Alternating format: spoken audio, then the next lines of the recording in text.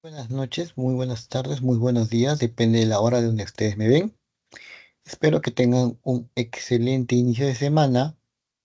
Como comenté en un post anterior, me decidí por hacer una pequeña charla taller en la que pueda compartir con ustedes un poco de BigQuery, ya que me parece que es una herramienta súper importante con la que todos debemos tener constante interacción en el día a día. Si bien algunos de ustedes recién están empezando probablemente en el mundo de la data, otros ya llevan un buen tiempo, otros ya tienen una alta experiencia, su interacción con BigQuery de todas maneras es garantizada. Por tal motivo, como les mencioné, voy a compartir pantalla un momento y aquí vamos a hablar sobre BigQuery introducción, pero también optimización, porque no solamente es usar la herramienta y listo, hacer unas queries y listo. Hay formas en las que ustedes pueden ahorrar dinero y pueden ahorrar de manera magnífica en gran volumen. Y hablo de un ahorro de hasta 10 veces. Bueno, todos me conocen, mi nombre es Miguel Ángel Cotrina, soy ingeniero de software, estoy culminando la maestría de ciencia de datos en la Universidad Ricardo Palma. Actualmente me desempeño como arquitecto de datos en Clínica Internacional, además de hacer consultorías con relación a data, big data, AI y inteligencia artificial generativa. Pueden encontrar el QR, mi LinkedIn en la parte inferior y también mi Beacon, en el cual pueden encontrar mi canal de YouTube, mi canal de GitHub, entre otros, donde trato cada vez más de subir material interesante. Dicho esto, nuestra agenda de hoy corto, siempre trato de hacer videos cortos, aunque tienden a extenderse un poco porque la agenda se complica. Vamos a hablar sobre BigQuery por dentro. Hay que entender, primero, hay que sostenernos en entender cómo es por dentro para poder entender por qué lo que hacemos, por qué la partición, la clusterización, luego de buenas prácticas de aplicación y finalmente vamos a interactuar con la interfase para hablar lo que hemos sustentado en la teoría, hacer la demostración en la práctica.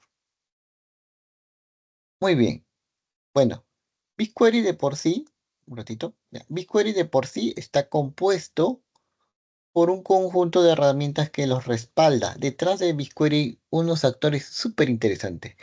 Por un lado, tenemos Google Jupyter Network, que actualmente supera los 13 petabytes por segundo.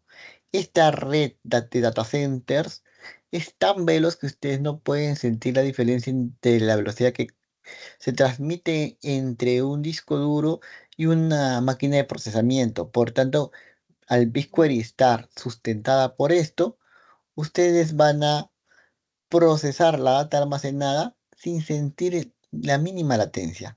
Luego que tenemos a Jupyter Network, tenemos a Dremel, que es el motor de ejecución y procesamiento que se encarga de tomar tu consulta, transformarla en un árbol de decisión y cada hoja viene a ser un slot que nos figura en BigQuery como slot de proceso. Entonces, Dremel es el motor perfecto de ejecución que también se encuentra sustentado por la capa de procesamiento de GCP. Finalmente tenemos Colossus, que es una base de gestión de ficheros de Big Data. Es la tercera tecnología importante con la que se sostiene BigQuery. Ven así, pero ¿por qué un sistema de archivos? Si BigQuery es una base de datos, ¿qué tiene que ver un sistema de archivos con una base de datos? En breve vamos a verlo. Finalmente, todo esto es soportado por la gigantesca infraestructura llamada Borg, que es un conjunto de clúster que maneja GCP. Solamente para comentar para los aficionados, Google llamó a su sistema de clúster Borg debido a una serie llamada Star Trek en la cual había una especie que era una mente colmena. Y si uno de la mente colmena moría, el resto seguía funcionando sin ningún problema, sin perder el conocimiento de aquel que murió. Por tanto, igual la arquitectura Borg permite que si una máquina del clúster falla, la información no se pierda y haya una continuidad. Y es por eso en lo que se basa ese nombre. Una vez que conocemos los factores, podemos decir que BigQuery almacena la información en un lado de manera replicada con una confiabilidad del servicio de 99.99999%. Y en otro lado está lo que les había el sistema de alta computación de Dremel, el cual se interconecta mediante la red de petabyte de Jupyter para ser expuesto finalmente por diferentes canales, ya sea por la interfase de la consola, ya sea por la aplicación de celular que es el app, ya sea por el, el Cloud Shell, de cualquiera de las maneras, ya que trabaja por detrás con APIs. Ahora, una vez que conocemos esto, vamos a entrar finalmente a ver BigQuery. Dentro de BigQuery hay una jerarquía y estructura de cómo funciona. Cuando usamos BigQuery depende mucho del proyecto donde estamos nosotros colocados. El proyecto es la IDE principal. Y luego de esto, para mantener un orden, así como en las bases de datos anteriores se creaba una base de datos o un esquema, aquí lo que creamos es un dataset. Entonces tenemos el ID de proyecto, el dataset y finalmente la tabla. Cuando tú busques esto, cuando busques el ID de tabla, ese va a ser el formato. Y de proyecto, dataset tabla. Esto nos permite identificar de manera inequívoca cuál es nuestra tabla dentro de el universo de ICP. Proyecto, dataset y tabla. Entonces, hablemos ahora de las particiones. ¿Qué es lo que es una partición? Una partición divide una tabla en segmentos, denominada particiones, que facilitan la administración y la consulta de los datos. Dividir una tabla grande en particiones más pequeñas puede mejorar el rendimiento y además puede ahorrar dinero. Existen tipos de partición. Tenemos tipos de partición por rango numérico, por una columna de unidad de tiempo y por fecha de transferencia. Vamos a estudiar el tema de la unidad de tiempo en primer lugar, porque es lo que más van a ver a nivel de negocio, a nivel de técnico, es lo más usual. La partición por fecha lo voy a comentar una vez que entendamos la anterior. Y además comentarle que el límite de particiones por tabla es de 4.000 hasta el 2024, es decir, este año, que se amplió a 10.000. Una vez que entendamos las particiones, vamos a entender qué significa este límite de partición. Aquí he creado una tabla usuarios, la cual le he dado siguiente estructura. La columna inscripción, nombre y apellido. Estoy simulando estos valores, no son reales, en el cual estoy destacando que cada celita de aquí va a pesar 5 KB. Cada celda de nombre va a pesar 2 y cada celda de apellido va a pesar 3.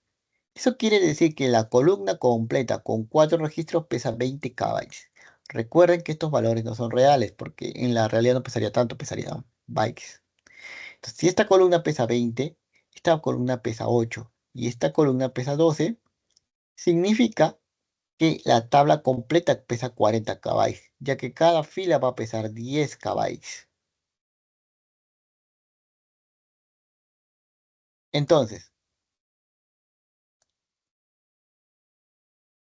para una consulta que trata de recuperar el nombre y apellido, tendremos que buscar esos ficheros, porque para nosotros, BigQuery es una base de datos columnar. Columnar significa que va a guardar en ficheros cada columna.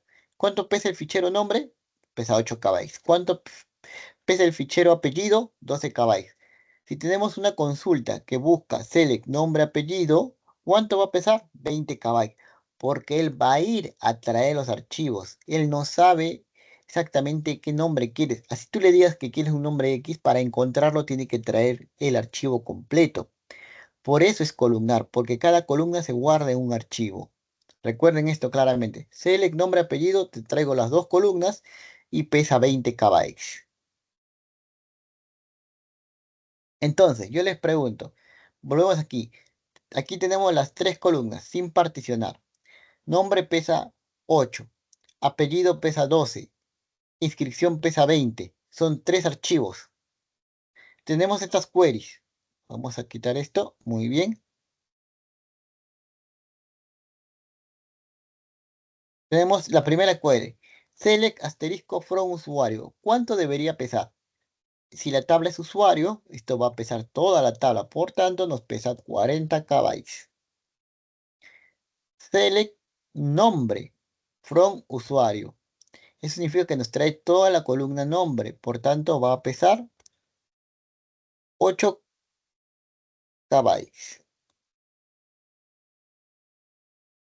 Y si me dice select apellido where 20 de marzo del 2024, o sea, quiere traerme la columna apellido, pero solamente del 20 de marzo. Pero como yo no puedo simplemente traer eso, yo voy a traer todo y luego voy a mostrarte lo que me estás pidiendo.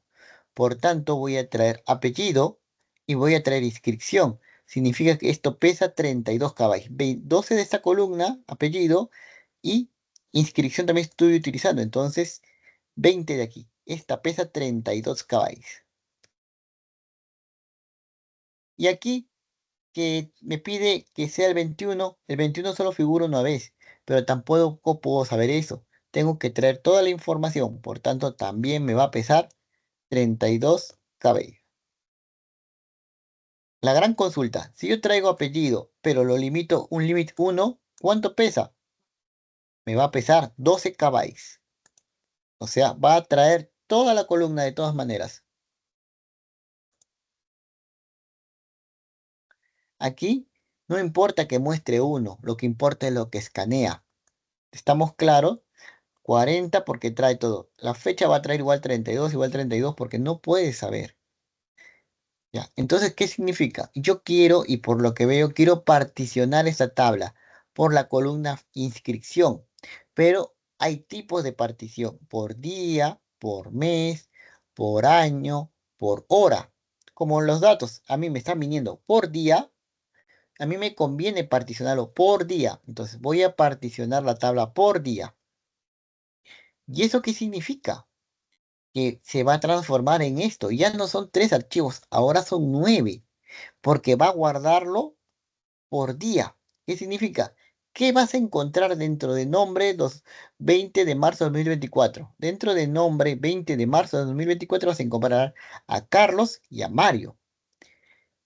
Dentro de nombre 21 de marzo vas a encontrar solamente a José, porque solamente está ese. Dentro de apellido 21 de marzo vas a encontrar a Rodríguez. Y aquí están los pesos de cada uno, cómo varían. Miren, esto pesa, solo tiene un registro, este tiene dos registros, este tiene dos registros. Entonces pesan el doble de estos que tienen un solo registro. ¿Cómo cambian las queries? Usuario no va a cambiar en nada, va a seguir siendo 40 bytes. Nombre, no estamos haciendo ningún filtro, por tanto, sigue manteniéndose en 8 KB. Apellido, el 20. Apellido, el 20. Aquí lo tenemos, es un solo archivo.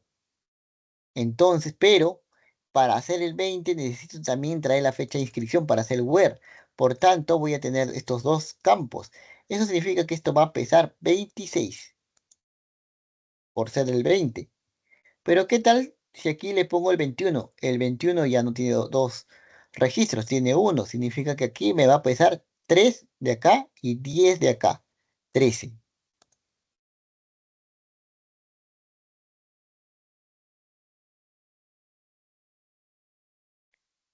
Y cuando hacemos este límite va a ser lo mismo. No va a cambiar en nada, nos va a pesar igual 12 KB. ¿Cuál es el maravilloso ahorro? El maravilloso ahorro solo se ve impactado cuando hacemos consultas con respecto a la columna particionada. Esto es muy importante. ¿Y saben por qué? Cuando armemos dashboard, reportería y utilice filtros, es muy importante enfocarlo en la columna de partición. Porque si tenemos una empresa que guarda 1000 registros por día, imagínense, tiene 30.000 al mes y tiene 365.000 registros al año. Si yo particiono por año y alguien escoge 23 de marzo del 2023, va a traerme 365.000 registros. Si yo particiono por mes y pongo 23 de marzo del 2023, me va a traer 30.000 registros. Si yo particiono por día y pongo 23 de marzo del 2023, me va a traer 1.000 registros. Y eso es lo que me va a cobrar, los 365.000 o los 30.000 o los 1.000 registros. Imagínense ahora que una persona usa este filtro 50 veces al día. Y no es unas personas, transformamos que sean 20 personas en un call center usando 50 veces al día esto. Calculen el volumen de información si está particionado por año. Entonces, la partición no solo es hacer por hacer, sino también identificar por qué periodo, por año, por mes, por día, por hora, de acuerdo a cómo nuestro usuario hace la búsqueda. Súper importante.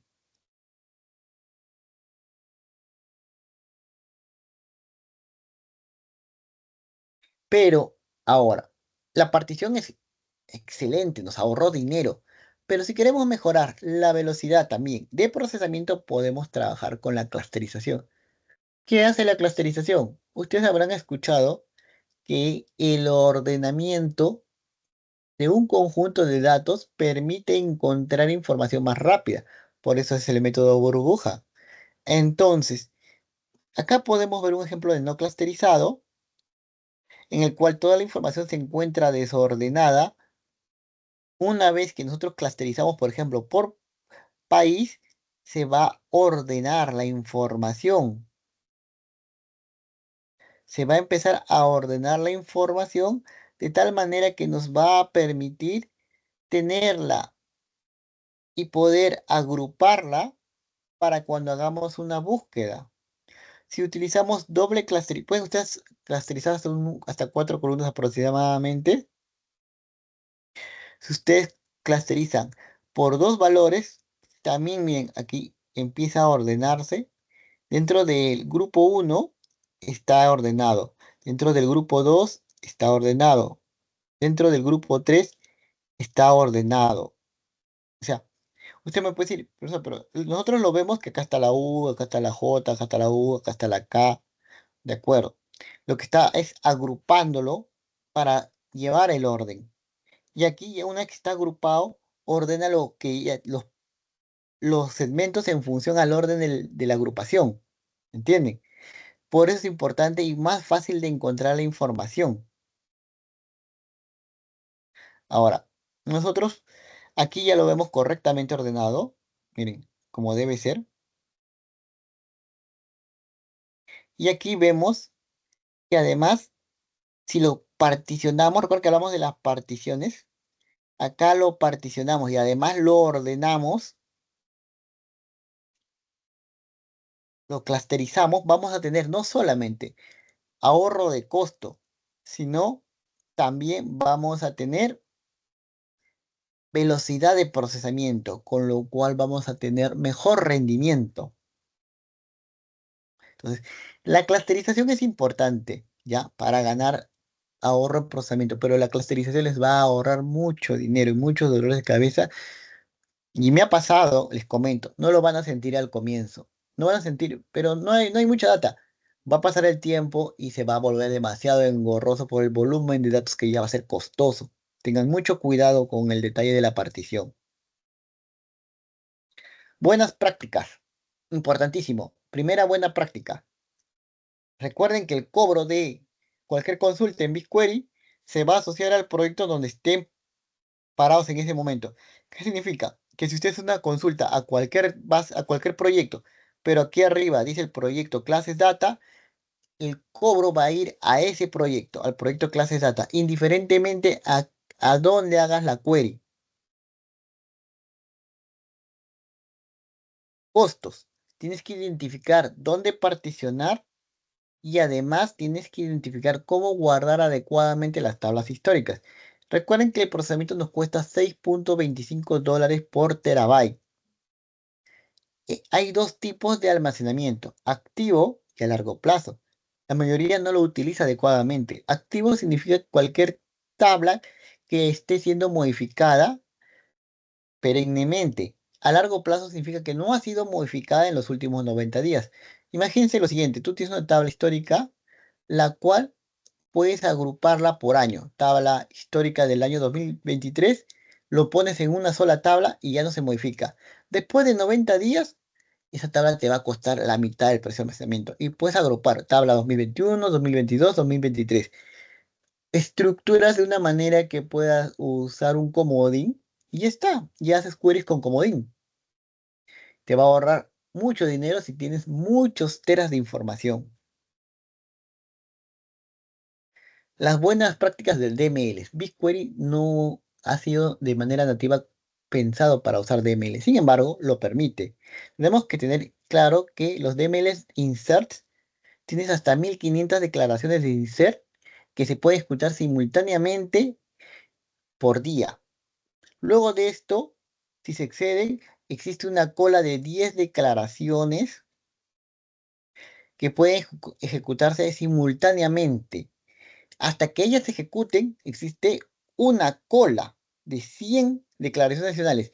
Entonces, si hay 10 procesos ejecutándose y una cola de 100, el 101 se va a caer si es que mandas más. Por tanto, una alternativa es usar el API de Storage Write para insertar datos con mayor frecuencia. Ya tengan mucho cuidado con estos números porque a veces nos confundimos o a veces empieza a incrementarse la demanda y no nos medimos y empiezan a haber errores. Otra práctica, las DML mutables, update, delete y merge. Pueden hacer hasta 12 declaraciones al mismo tiempo en una tabla. Aquí la cola es hasta de 20 trabajos. Si la cola se supera, te va a dar un error de resource excessive durante query execution, ¿ya? Pero si una query toma más de 6 horas, te va a dar otro error distinto sobre que la cola ha esperado demasiado tiempo. Por tanto, tengan presente todo esto cuando hagan trabajos de tipo DML. No lo recomiendo mucho, reduzcan a la mínima solamente para hacer cargas batch o a menos que usen la API para que tengan buenos resultados. Vamos ahora a ver un poco de la interfaz de BigQuery, ¿ya? Un momento.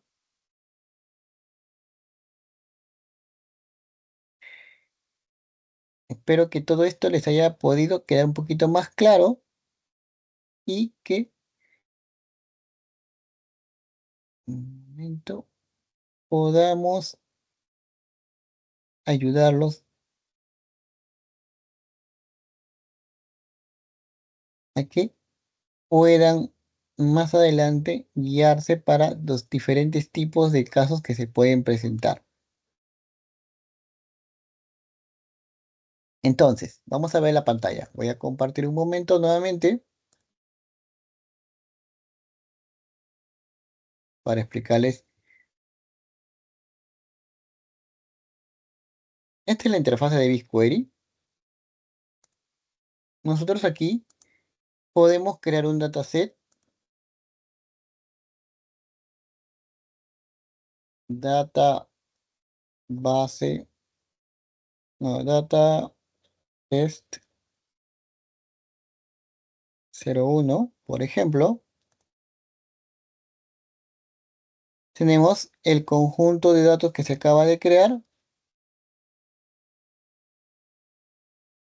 Este encuentra aquí. Acá nos da el ID proyecto y el ID dataset. Nosotros rápidamente podemos probar lo que estamos explicando trabajando con queries.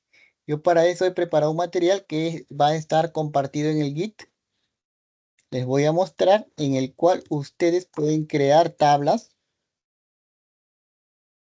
Aquí deben colocar siempre el nombre de la tabla que quieran. Por ejemplo, aquí tenemos que colocar el dataset que nosotros hemos creado en este momento, que es datatest01. Deme un momento.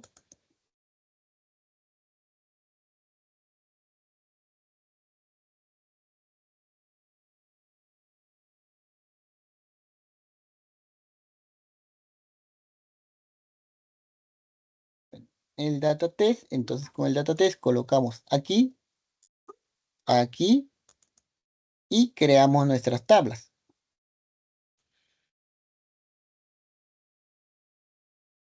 Ya están creadas. Y una vez que hemos hecho eso, podemos insertar la data.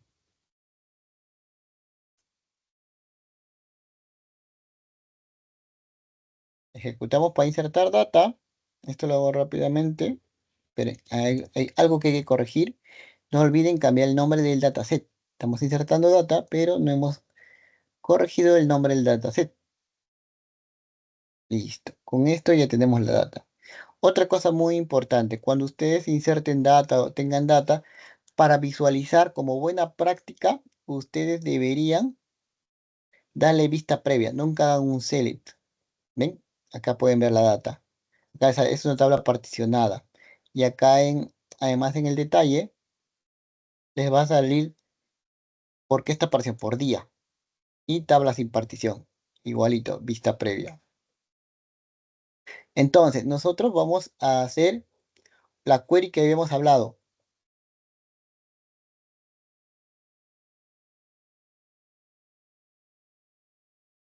¿Ya? Vamos a copiar el dataset. Y aquí vamos a ver cuánto pesa esta query. 67. Y si hacemos particionada, vamos a copiar esto de aquí.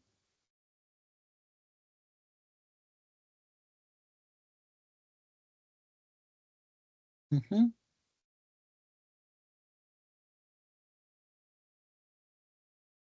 muy bien, listo. Vamos a quitar esta comilla doble que se agregó. Listo. ¿Cuánto pesa esta? 67. ¿Cuánto pesa esta? 33. Y aquí si ponemos 21, ¿cuánto pesa esta? 18. ¿Y esta cuánto pesa? 67, se mantiene. Entonces ahí pueden ver la importancia de todo lo que hemos hablado, del ahorro de costo que se puede manejar con las particiones. Entonces, esto que los menciono es demasiado importante. Por ello, igual las queries que les he mostrado y las estructuras los voy a compartir en el GitHub que voy a estar dejando en el enlace del video. Si tienen preguntas, dudas sobre las particiones, cómo se realiza o alguna duda adicional, no tengan ningún temor de realizar las preguntas. Yo encantado de resolver cualquier tipo de pregunta para ayudarlos a mejorar sus costos en BigQuery. Y van a ver, yo he visto cómo pueden muchas veces tener costos de 50, $100 al día y pasar a 8, $9 al día. Multipliquen ese ahorro. Maravilloso. Bueno, hasta aquí el video. Disculpen que me haya extendido un poco, que si han escuchado ruidos externos.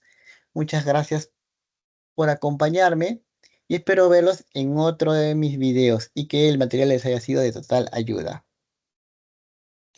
Que tengan una muy buena noche todos. Hasta la próxima.